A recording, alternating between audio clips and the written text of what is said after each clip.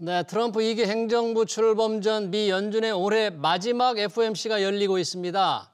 투자자들은 파월 연준 의장이 내년 금리 인하 속도에 과연 어떤 신호를 보낼지 주목하고 있는데요. 테슬라는 연일 사상 최고치를 경신하고 있는데 이 같은 기술주의 강세가 산타 랠리로 이어질지 송재경 디멘전 투자자문 투자부문 대표 모시고 얘기 들어보겠습니다. 대표님 어서 오세요. 안녕하십니까. 자, 지금 미 연준의 회의가 우리 시간 내일 새벽 나오잖아요. 네, 맞습니다. 금리는 좀 낮출 것 같은데 내년 전망을 어떻게 할지 주목됩니다.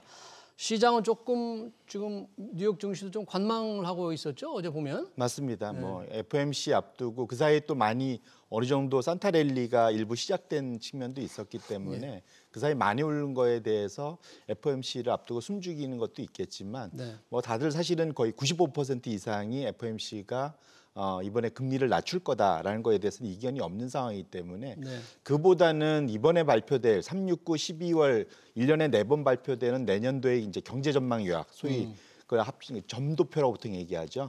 내년도의 금리 인하가 기존에 예상되었던 4번에서 얼마나 줄어들 거냐에 대한 것을 숨죽이면서 이제 관망하고 있는 정도. 결국은 내년도에 시장이 기대했던 급격한 금리 인하 가능성이 예상보다 얼마나 줄어들 것에 대해서 평가를 하고 있다 이렇게 보시면 될 것 같습니다.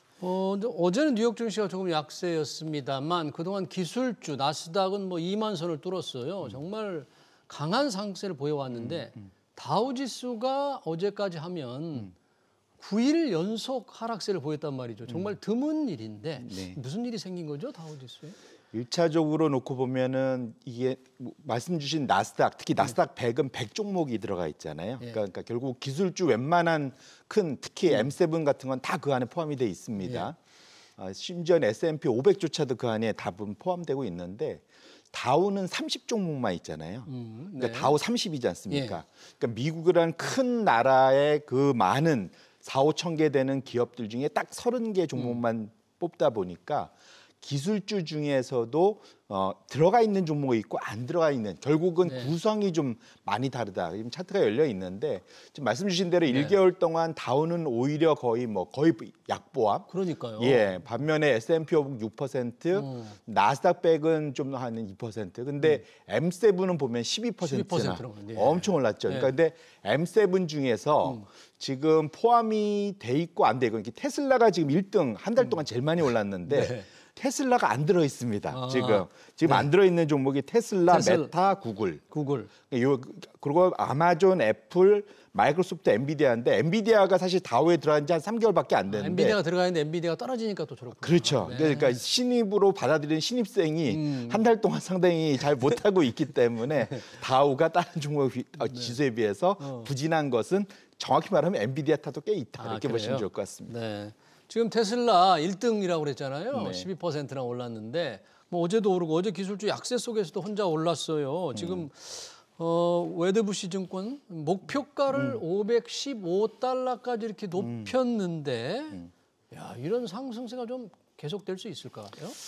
이게 이렇지만 이거는 진짜 며느리도 몰라 뭐 이렇게 되는 그런 상태가 됐는데 왜냐하면 사실은 물론 테슬라에 대해서 지속적으로 공격적으로 봤던 애널리스트들도 있지만 올 한 해만 해도 목표 주가를 뭐 300불대에서 200불로 낮췄다가 이번에 다시 500불로 올리고 뭐 이런 식으로 널뛰기를 한 애널리스트들도 제법 많거든요. 낮췄다가 다시 그러니까 주가 따라서 사실은 움직인 측면이 강하고 좀 더 크게 보면 현재의 주가는 펀더멘탈을 반영한다기보다는 사실 기대감에 의해서 움직이는 게 좀 더 크다. 그래서 트럼프가 대선에 당선이 된 다음에 딱 2개를 꼽자면은 하나는 비트코인이고 다른 하나는 테슬라입니다. 이 2가지는 사실은 그 펀더멘탈이 크게 바뀌었다기보다는 앞으로 엄청 뭔가 큰 변화가 있을 거야라는 그 기대감을 한 몸에 있고 지금 한 달 반 동안 어마어마한 시세를 지금 내고 있는 상태이기 때문에 테슬라는 좀 전기차보다는 뭐 자율주행이라든지 인공지능에 대한 기대감이 있다 그런 얘기죠? 사실은 엄밀히 말하면 테슬라 자체보다는 테슬라를 이끌고 있고 대주주인 일론 머스크에 대한 것을 프락시로 예. 대체해서 뭐 스페이스 X 이런 거 다 비상장이지 않습니까? 예.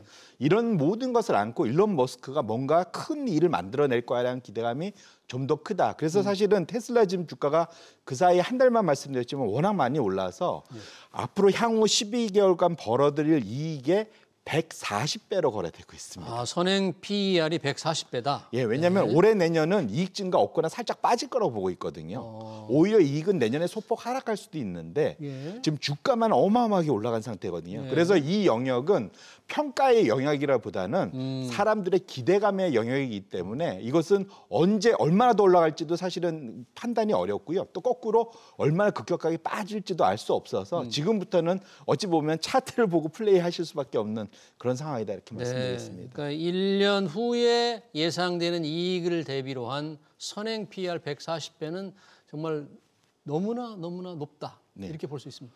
사실은 그건 밸류에이션이 아니라고 봐야겠죠. 밸류에이션이 아니다. 네. 네, 아직 상승 요인이 있을지 없을지 참 주목이 됩니다. 아까 이제 다우로 들어간 다우 신입생 엔비디아 요즘 조금 힘들어하고 있는 것 같아요. 주가로만 보면. 관심이 이 브로드컴이라는 회사로 가 있어요. 뭐 주문형 반도체 강한 회사라는데 이제 엔비디아의 대항마 제2의 엔비디아가 된 겁니까? 예, 충분히 그렇게 볼 수 있을 만한 이번 실적 발표 때 이제 얘기가 나왔던 거죠. 이제 무슨 말이냐면 AI가 본격적으로 나오면서 사실은 엔비디아 말고는 그 AI 서버를 만들 수 있는 그 GPU를 만들 수 있는 회사가 거의 없었지 않습니까? 지금 사실상 독점을 해왔잖아요. 네. 그런데 이 독점이 사실은 언제 깨질까에 대한 불안감이 분명 있었는데 여기에 소위 불을 지른 것이 브로드컴이다. 브로드컴이 오픈 AI나 애플 등과 맞잡고 너희들이 원하는 AI 칩을 내가 설계해 줄게. 이것이 이제 서로 얘기가 되고 있다는 거지 않습니까? 본격적으로. 예. 그런 측면에서 놓고 본다면 이전에는 엔비디아한테 줄 서서 제발 엔비디아 GPU 좀 주세요 하던 것에서 떠나서 나의 독자적인 GPU를 만들겠다는 거잖아요. 그런 측면에서 놓고 보면 엔비디아 입장에서는 확실히 좀 걱정이 생긴 것만은 분명하고요. 예. 투자자 입장에서는 엔비디아를 대체할 수 있는 대안이 나왔다는 측면에서 좀 더 열광하는 측면도 있겠다 이렇게 말씀드립니다. 그러네요. 이제 환호하는 것 같아요. 엔비디아, 브로드컴. 네. 최근 주가가 큰 폭으로 좀 뛰고 있는데 결국은 앞으로 전망도 조금 긍정적으로 보고 있습니까? 브로드컴 어떻게 보고 있습니까? 뭐 지금 당장은 이런 거는 가능할 것 같아요. 첫 번째로는 엔비디아가 설사 빠지더라도 엔비디아의 독점력에서 그것을 대안으로 대체할 수 있는 매출이 브로드컴으로 몰린다면 엔비디아는 거의 3조 달러인데 이제 브로드컴은 1조 달러 좀 넘었잖아요. 그러니까 두 가지의 격차에서 엔비디아를 팔고 브로드컴으로 넘어가는 플레이가 충분히 지금 진행되고 있다 볼 수 있는 게 이제 첫 번째 이유고요. 예. 그다음에 또 사실은 엔비디아 입장에서는 저것도 있는 것 같아요. 이게 그 다우의 저주라는 게 있습니다. 다우의 저주라는 게 있어요. 예. 이게 무슨 말이냐면 다우 30에 신입 가입을 하면 예. 그 가입한 첫 해 동안은 수익률이 늘 저조하다. 아, 그랬나? 옛날에 2016년에 애플도 똑같이 그랬습니다. 한 해 동안은 상당히 저조했었거든요. 예. 그런 측면에서 놓고 본다면 엔비디아도 그러한 그 소위 시장에서의 늘 징크스, 다우의 저주를 벗어나지 못하는 것으로 보이고 있다. 이렇게 그럼 엔비디아 정말 우리 서학개미들 엄청나게 투자를 했는데 이제 엔비디아에 했던 분들 어떻게 해야 되죠, 그럼? 적어도 지금 상황에서는 이제 분할 매수, 그러니까 양쪽을 같이 가져가실 방법도 있겠죠. 그러니까 엔비디아 몰빵하시는 것보다는 AI 투자하실 거면 브로드컴과 두 개를 같이 가져가시는 것도 이제 하나의 대안이 될 수 있을 것 같고요. 예. 좀 더 근본적으로는 결국은 AI 투자가 내년에도 이렇게 공격적으로 지속될 것이냐에 대한 근본적인 고민도 이제 있어야 될 거다. 결국은 전에도 말씀드렸지만 하이퍼스케일러라는 아까 봤던 구글, 메타, 아마존 같은 데들이 이제는 좀 더 깐깐하게 투자할 거기 때문에 예. 근본적인 그 AI 투자의 약간의 슬로우다운이라고 해야 될까요? 이런 약간의 열기가 떨어지는 것도 고민하면서 같이 투자할 필요는 있겠다 이렇게 말씀드립니다. 지금 엔비디아 같은 경우는 직전 최고가에 비해서 10% 이상 떨어졌잖아요. 네. 이게 전형적인 이제 약세장인데 조정장이죠. 전형적인 조정장이 되면 계속 좀 이어진다. 뭐 이런 그 추세가 있는 거죠. 그렇죠. 왜냐하면 사실상 가장 최근 한 3개월 동안 엔비디아가 1등도 했었잖아요. 네. 또 한 번. 그래서 마이크로소프트나 애플을 제치고 그런 측면에서 보면 엔비디아가 어마어마한 그 각광을 한 몸에 받았던 것만은 맞고 그것이 결국 독점에 대한 그러한 프리미엄이라고 볼 수 있거든요. 그것이 앞으로 깨질 거라는 우려 이것이 확인되는 데 시간이 걸릴 겁니다. 어쨌거나 그 우려가 있다는 것만큼은 프리미엄이 꺼지는 상황인 것만은 분명하다 이렇게 말씀드립니다. 요즘 글로벌 증시 보면 뭐 예전에도 그렇습니다만은 모든 돈이 미국 증시로 다 몰리고 있어요. 지난 9주 동안 미 증시에 267조 원이 유입됐다. 그러면 이제 크리스마스 얼마 남지 않았는데 지금 뭐 산타랠리로 이어질 거라 이런 기대감이 있잖아요. 상당히 좀 공감하십니까? 그런 기대감이 높습니까? 그러니까 적어도 현재의 상황, 자금 흐름 플러스 과거의 통계치를 놓고 봤을 때는 이 산타랠리가 적어도 내년 1월 한 20일경 정도까지는 진행될 가능성은 충분히 열어두셔야 된다. 그 트럼프 취임일이네요. 네, 맞습니다. 이게 뭐냐면 과거에 이게 1930년도부터 지금까지니까 거의 90년 차트를 보면은 대선이 있었던 해 그러니까 대선일 그러니까 선거에 누군가 당선이 되면 그 다음부터 소위 이제 축하 랠리가 펼쳐집니다. 이게 또 12월 하순경에 열리는 산타랠리하고 결합을 하거든요. 두 가지를 하면서 한 1월 20일경 소위 이제 그 성경책 위에 손 놓고 이렇게 선서하는 거 있지 않습니까? 그 시점까지는 대체적으로 기대감으로 우상향을 하는데 문제는 그 다음이 중요한데 1월 20일경 이후부터는 한 3, 4개월은 상당히 쉬거나 조정을 받습니다. 이유가 뭐냐면 그때부터는 캐비넷이 누가 되는지가 보이고 정확히 밀었던 공약 중에 뭐가 우선순위로 나오고 의회에서 뭘 받아들일지도 평가가 될 거잖아요. 그러니까 계산이 됩니다. 그런 기간 동안 상당히 쉬어가는 기간이 있기 때문에 지금부터는 내년 여름 정도까지를 놓고 보면 지금부터 한 1월까지는 여전히 이 랠리를 즐기시되 이후에 대해서는 숨고르기가 나올 것에 대한 대비도 투자자분들이 꼭 하실 필요가 있겠다는 말씀드립니다. 그렇네요. 산타랠리로 이어져서 트럼프 대통령 취임 때까지는 좀 우상향 가능성이 있다고 하는데 이런 흐름에 영향을 미치는 게 바로 미 연준의 통화정책입니다. 내일 한번 금리를 내리더라도 내년의 속도가 늦어질 거라는 게 일반적인 전망인데 만약에 그렇다면 최근에 좀 국채금리도 굉장히 높은 수준에 있어요. 맞습니다. 이게 증시를 조금 압박하는 요인이 아닙니까? 맞습니다. 사실은 작년을 돌이켜 보시면 작년 7월부터 금리가 미국 10년물 금리가 5% 넘었으면서 3개월간 대규모 한 10에서 15% 조정받았던 거 기억하실 겁니다.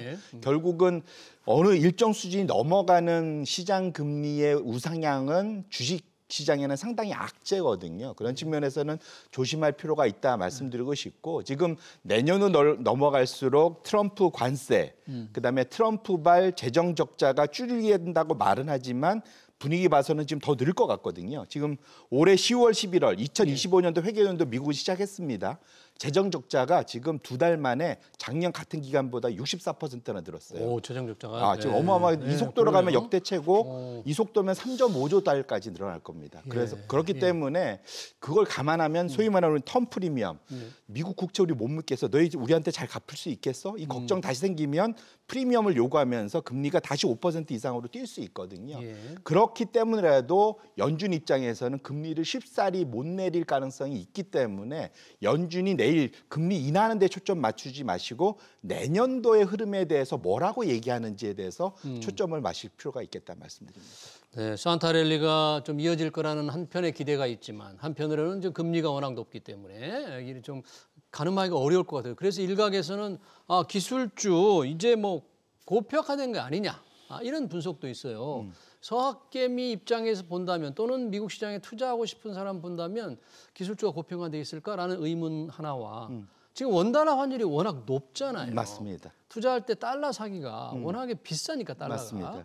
이런 때는 좀 오히려 투자한 수익을 챙기는 미국장에서 탈출해야 될 그런 시점 아닐까요? 맞습니다. 지금 미국을 따라잡기에는 다소 좀 소위 끝물에 지금 들어가는 느낌은 분명히 있고요. 대략 원달러 얘기하셨는데 대략적으로 강달러 현상이 마무리되는 걸 내년 여름께로 보통들 많은 전문가들이 얘기를 하고 있습니다. 달러 강세가요? 왜냐하면 이제 미국의 경제 성장률이 내년 후반기로 갈수록 이제 떨어질 거라고 좀 예측을 하기 때문에 이게 첫 번째 이유고요. 두 번째로는 말씀드린 대로 미국이 지난 2년 반 동안 어마어마하게 성장을 했어요. 상승. 지금 2022년 10월을 바닥으로 지금까지 S&P 500이 70%가 넘게 올랐습니다. 네. 이 연도마다 20%가 넘게 올랐기 때문에 엄청난 그렇죠. 거죠. 근데 과거에 침체가 없이 이런 강세장이 있었을 때의 최고치는 1960년도에 80%대가 최고였고요. 네. 그 외엔 대략 한 60-70%에 멈췄습니다. 이미 사실 과거 평균적으로 봤을 때 침체 없이의 강세장이 이미 목에 찰 만큼 와 있기 때문에 최고 상승률이 이미 역사적으로 볼 때 이루어지고 있다. 예, 그 침체가 있은 직후에는 사실 두 자리, 세 자릿수로 성장을 합니다. 왜냐하면 그 사이에 이 주가가 많이 빠진 다음에 올라가기 때문에. 근데 이미 그렇게 안 빠진 상태에서 올랐기 때문에 충분히 수익률을 많이 냈다. 결론적으로 내년 말 기준으로 S&P 500 기준으로 지금 그 소위 최고 전략가들이 얘기하는 게 한 8% 전후의 상승률을 얘기하고 있거든요. 네. 그 얘기는 내년 시장에 대해서 자신이 없는 거예요. 너무 그 사이에 빨리 그러네요. 올랐기 때문에. 그런 측면에서 말씀 주신 데 두 개를 조합해 보면 내년 미국장은 먹을 게 생각보다 적을 수 있기 때문에 기대 수준을 낮추시고 네. 투자 관리하실 필요가 있겠다 이렇게 말씀드립니다. 자, 미국 시장에 대한 기대 수준을 좀 낮추라고 하는데 그렇다면 눈을 어디론가 돌리고 싶은데 우리 시장으로 이렇게 돌려보면 외국인들이 뭐 계속 팔고 있습니다. 최근 열흘간 2조 원 넘게 코스피에서 주식을 순매도를 했는데 이 정도 떨어지면 외국인도 한국 주식 좀 가격 메리트가 생긴 거 아니야? 이렇게 생각할 수 있는 거 아닐까요? 맞습니다. 경제평론가들이나 소위 이제 한국 시장을 신흥국 중에 보던 사람들은 그 장기 차트를 열면서 네. 한국이 이렇게 싼 게 언제였지? 이걸 이제 많이들 체크들을 하기 시작합니다. 한국이 이렇게 주식 산 게 언제였을까? 이렇게. 이게 보통 보면 가장 PBR이니 PER이니 이걸 다 해보면 금융위기를 빼면 2008년도 금융위기를 빼면 이렇게 쌓아본 적이 없었다라는 거고요. 그렇게 놓고 보면 지금이 기회지 않겠냐라는 얘기들이 조금씩은 나오고 있습니다. 그래서 환율만 좀 안정이 되고 나고 우리나라의 지금 이런 정치 환경들이 좀 안정이 된다면 외국인들이 충분히 한국 시장의 저가 매력에 반응할 수 있는 상황만큼은 만들어져 있다 이렇게 말씀드립니다. 네, 잘 알겠습니다. 미국 기술주의 랠리 그리고 우리 시장에 대한 투자 전략까지 잘 들었습니다. 지금까지 송재경 디멘전 투자자문 투자부문 대표였습니다. 고맙습니다. 고맙습니다.